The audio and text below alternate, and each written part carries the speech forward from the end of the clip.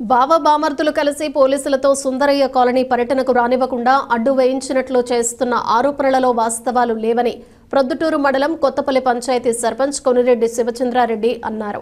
ఈ సందర్భంగా స్థానిక నెహ్రూ రోడ్లోని టీడీపీ కార్యాలయం నందు ఏర్పాటు చేసిన పాత్రికేయుల సమావేశంలో కొనిరెడ్డి మాట్లాడుతూ, మిత్రులకు నమస్కారం.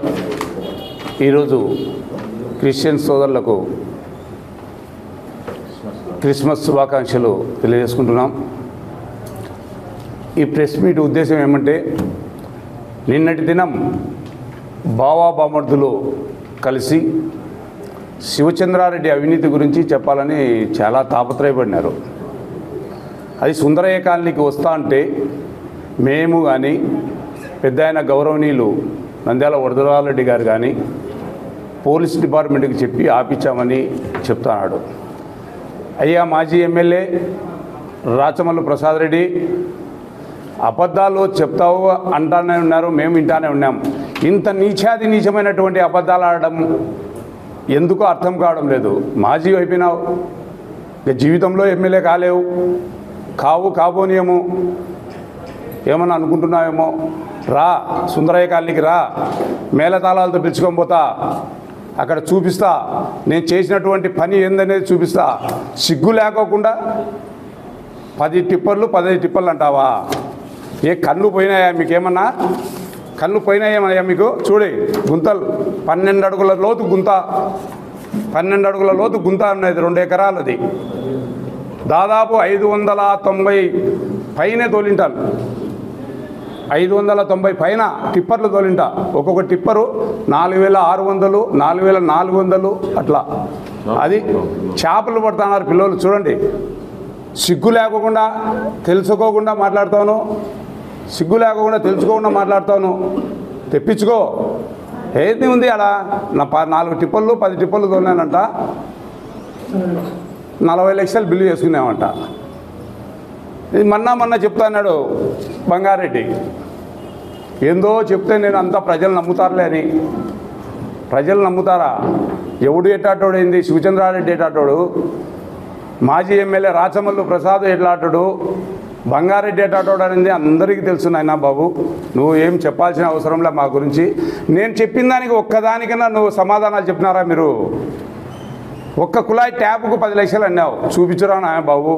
ఎన్నో వెంచెర్లలో రోడ్లు వేసినా అని చెప్పినావు, కేవీఆర్ దాంట్లో వెంచర్లో రోడ్డు వేసినా అన్నావు. కేవీఆర్లో 10 లక్షలు మీ బావ ఎమ్మెల్యేగా మేము కలిసి ఉన్నప్పుడే అది శాంక్షన్ అయినది. ఇండ్లు ఆ దారిన పోయే దారికి ఎన్నో వందల ఇండ్లు పోయే దారి అది.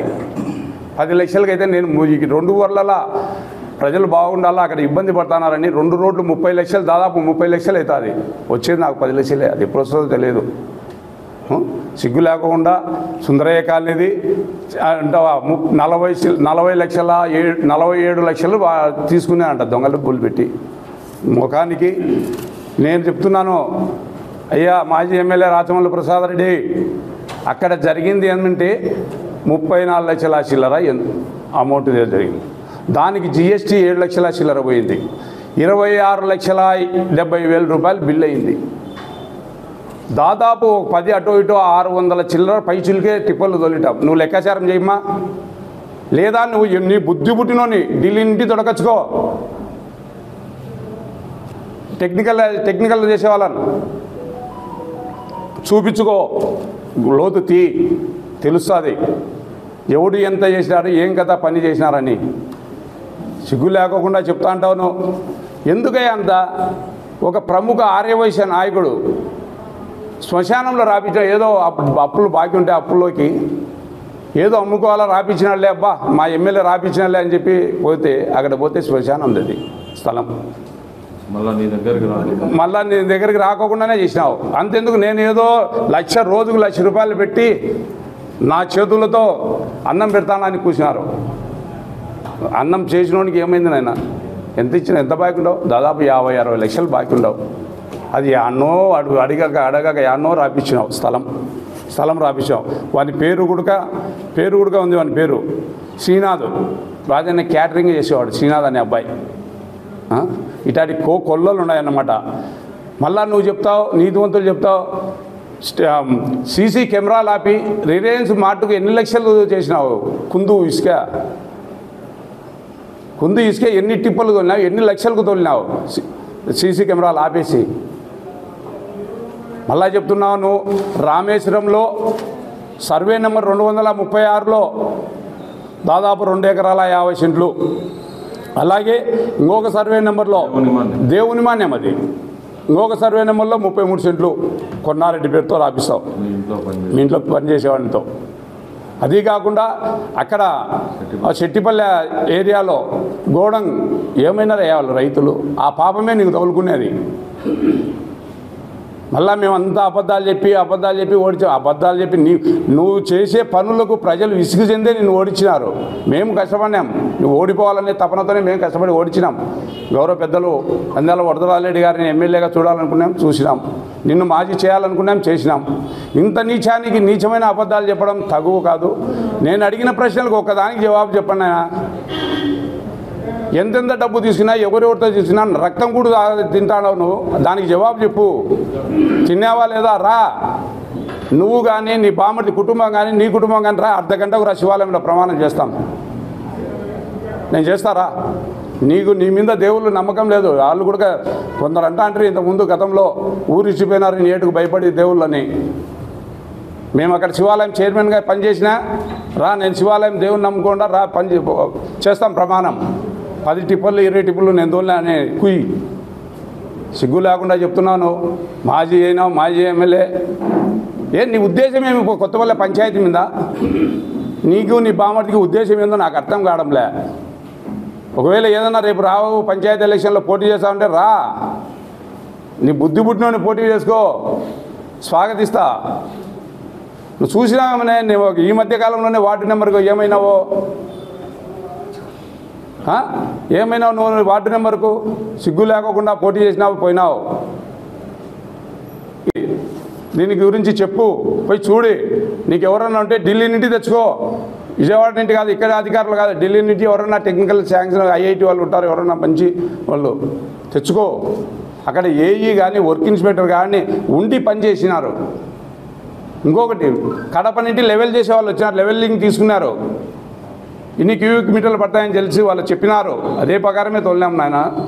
మాజీ ఎమ్మెల్యే శివప్రసాద్ రెడ్డి, ఇది నీకు మంచిది కాదు. శాసనసభ్యునిగా ఉన్నావు, ఆ హోదాలో ఆ గ్రిప్పులో ఉండు. నోటికి వచ్చినట్టు అబద్ధాలు చెప్పడం మంచి పని కాదు నీకు. నేనేదో చేసినట్టు ప్రజల్లో బూచిగా చూపించి నాయకుల కాడ కార్యకర్తల కాడ నాకు అనుంగా నా తోట తిరిగే వాళ్ళ కాడ ఓయమ్మ చూడి అటోడు ఇట్లా అనిపించాలనే ఉద్దేశమే తప్ప మీది. దీనికి జవాబు చెప్పి నువ్వు మాట్లాడు. ఇప్పుడు నువ్వు నిన్నే పెట్టినావు కదా, ఇంతకుముందు పెట్టినావు, మీ బాగుంటుంది 2 పెట్టినాడు 3 దాంట్లకు నేను జవాబు చెప్తున్నా. ఇది 3వది. 2 దాంట్లకు నేను జవాబు చెప్పినా, దానికి మళ్ళీ ఏం లేదు. కుళాయి కనెక్షన్ అన్నావు, అది లేదు. ఫ్లాట్లలో వెంచర్లలో అన్నావు, చూపినానా అన్నో. నువ్వు చేసిన అరాచకాలు, నువ్వు చేసిన సాలెకులస్తుడు అనేవాడిని లేకుండా వాడిని చంపిన రక్తం కూడా తింటావు నువ్వు. మళ్ళీ నన్ను అంటావా? సిగ్గు లేకుండా. ఎందరికో దాన ధర్మాలు చేసిన వాళ్ళం మేము. చూసినావా నువ్వు? నీ కుటుంబం ఏంది? గుమస్తాగా పనిచేస్తానావు నువ్వు, గుమస్తాగా పనిచేసినావు. దానిలోకి జవాబు చెప్పు. మీ బావ డబ్బు తీసుకున్నాడో లేదో అది నేను చెప్పమను. ఏడాడా తీసుకునింది, ఎంత తీసుకునింది, ఎన్ని కరెంటు పోస్టులు 4-5 ఉంటాయి, 20-30 దాంట్లోకి తీసుకున్నాను. సీరియల్గా ఉన్నాయి. ఏంటి నీ సీరియల్గా ఉండేది? ఇదో తప్పుడు సలహాలు, తప్పుడు ఇదేం చేసేదే నీకు అంతకు తప్ప నువ్వు ఏమీ లేవు, ఏమీ చేసుకోలేవు. నువ్వు రా, మొగోనివి అయితే నువ్వు రా శివాలయం కాడికి రా.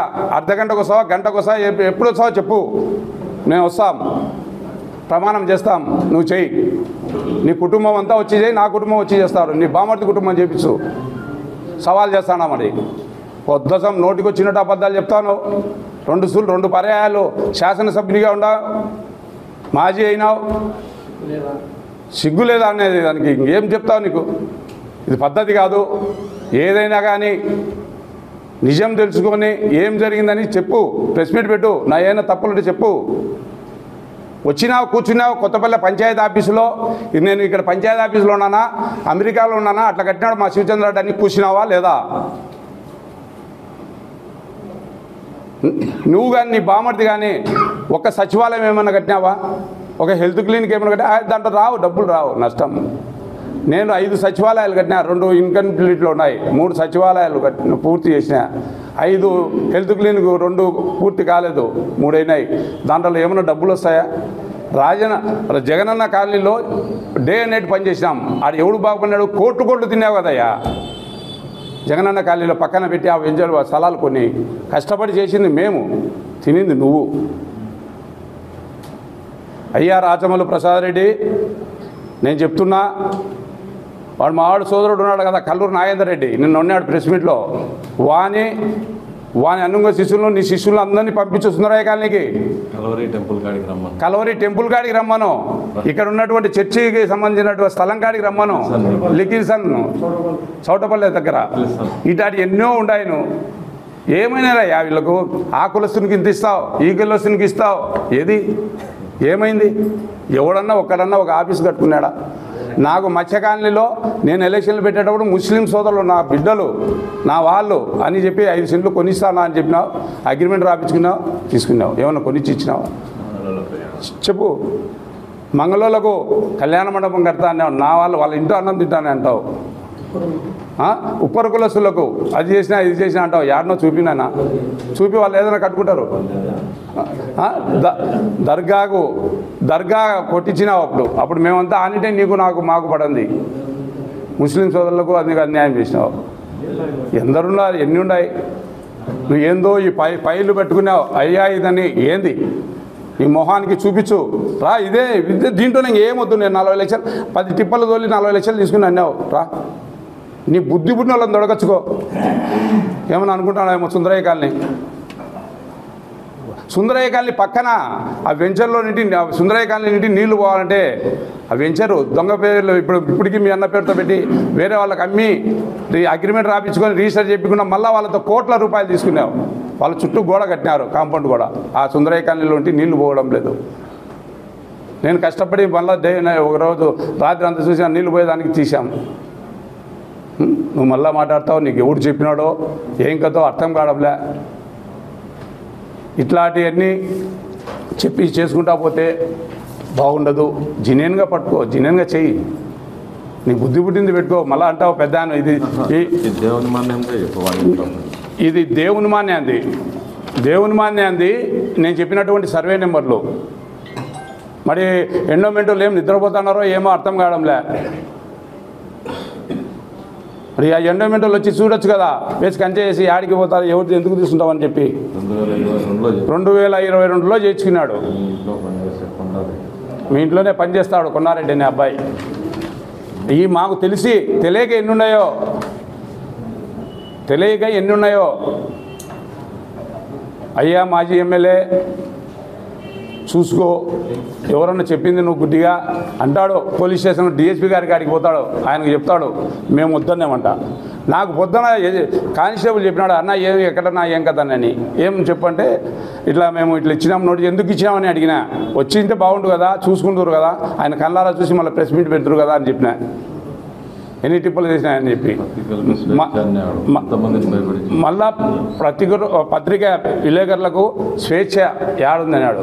ఎందరిని నాశనం చేసినావు, ఎందరిని నా బండ్లకు బ్రేకులు ఉండవు, తొక్కిస్తా, నోటికి వచ్చినట్టు మాట్లాడతావు, ఊర్లు ఇడిపిస్తావు. వచ్చింది